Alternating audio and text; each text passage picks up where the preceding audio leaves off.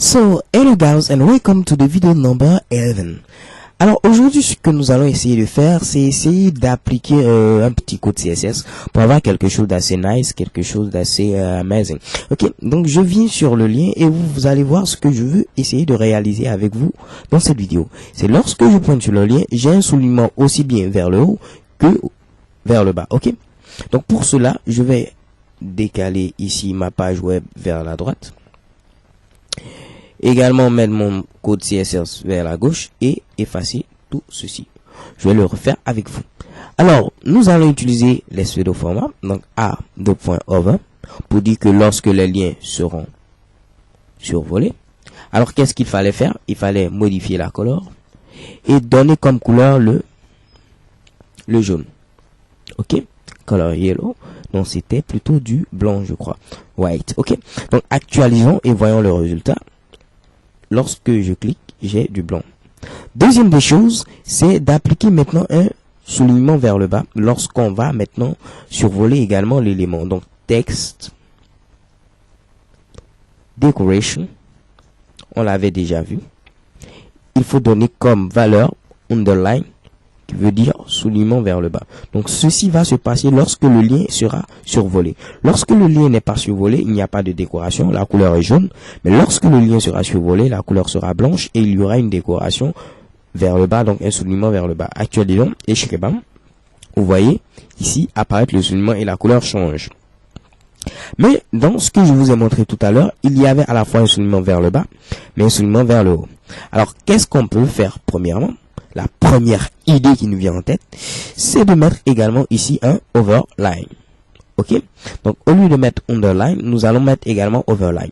Mais vous allez voir quelque chose d'assez bizarre, mais rien ne va se passer. Pas tellement bizarre que ça lorsque je vais vous l'expliquer. Actualisons et voyons le résultat. Et voilà, nous n'avons seulement que un trait souligné vers le haut et non plus un trait souligné vers le bas.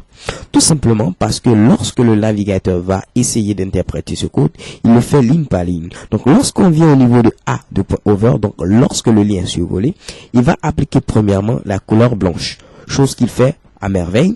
Deuxième des choses, c'est d'appliquer la décoration, donc le soulignement vers le bas.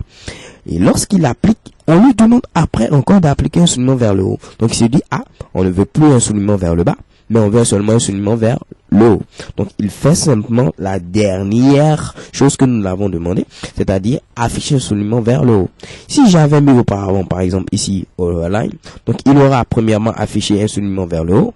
Et si je dis maintenant underline, il va mettre simplement un soulignement vers le bas. Donc ce qui fait que ici, je n'ai pas encore actualisé, j'ai toujours le soulignement vers le bas. Mais si j'actualise, ce sera maintenant seulement le soulignement vers le bas qui sera appliqué, plus le soulignement vers le haut, ok? Donc j'ai seulement le soulignement vers le bas, ok? C'est très simple. Comment faire alors maintenant pour pouvoir avoir à la fois un soulignement vers le haut et un soulignement vers le bas? Pour cela, nous allons utiliser une propriété CSS que nous avons déjà vu, border. Alors border permet de mettre une bordure. Mais la partie où je vous ai trahi, c'est que je ne vous ai pas encore dit que border peut s'appliquer aux quatre coins de la bordure, aux quatre coins du bloc en quelque sorte. Donc nous avons la gauche, nous avons la droite, nous avons le bas, nous avons le haut. Donc border top veut dire bordure du haut.